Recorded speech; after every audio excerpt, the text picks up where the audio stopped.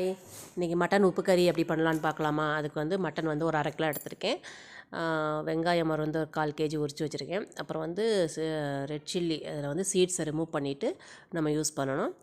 அதுக்கப்புறம் தாளிக்கிறதுக்கு நல்லெண்ணெய், சீரகம், அப்புறம் வந்துட்டு ஒத்தப்பட்டை, 2 லவங்கம். சரிங்களா. இது வந்துட்டு பேச்சுலர்ஸ் ரொம்ப வந்து ஈஸியான சமையல். எந்த ஒரு மசாலாவும் சேர்க்காமல் பண்ணலாம். ஓகேங்களா. வீட்டில் எந்த மசாலா இல்லை பொழுதில் இந்த மாதிரி நம்ம செஞ்சு இதை சாதத்துலேயும் அப்படியே போட்டு சாப்பிட்லாம். வாங்க எப்படி செய்யலான்னு வாங்க வீடியோக்குள்ளே போகலாம்.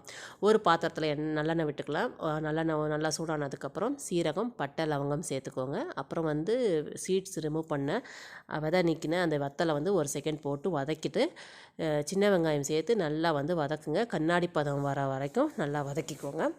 இந்த பதத்துக்கு வதக்குனதுக்கப்புறம் நம்ம வந்து மட்டன் வந்து சேர்த்துக்கோங்க. மட்டன் வந்து போன் உள்ளதையும் சேர்த்துக்கோங்க, எலும்பு உள்ளதையும் சேர்த்துக்கோங்க. இல்லைன்னா எலும்பு இல்லாத கறியும் நீங்கள் சேர்த்துக்கோங்க. எப்படி சேர்த்தாலும் இந்த டேஸ்ட் வந்து அல்டிமேட்டடாக இருக்கும். சரிங்களா.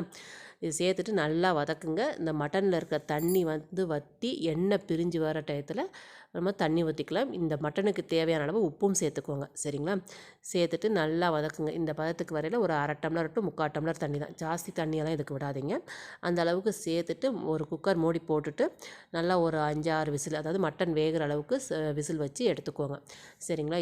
இது வந்து சாம்பார், ரசம் சாதத்துக்கு அல்டிமேட்டடாக இருக்கும். இது இன்னும் கொஞ்சம் ட்ரையாக பண்ணாலும் ரொம்ப நல்லாயிருக்கும். இந்த பதத்துக்கு பண்ணாலும், அதாவது ஒரு மாதிரி செமி கிரேவி அப்படின்னு சொல்லலாம், இல்லை லைட்டு ஒரு கிரேவி பதம் அப்படிங்கிறதுக்கும் செஞ்சு பார்த்துட்டு எப்படி இருக்குன்னு சொல்லுங்கள். இந்த வீடியோ பிடிச்சிருந்தால் லைக், ஷேர், சப்ஸ்கிரைப் பண்ணுங்கள். ஓகேங்களா. தேங்க்யூ.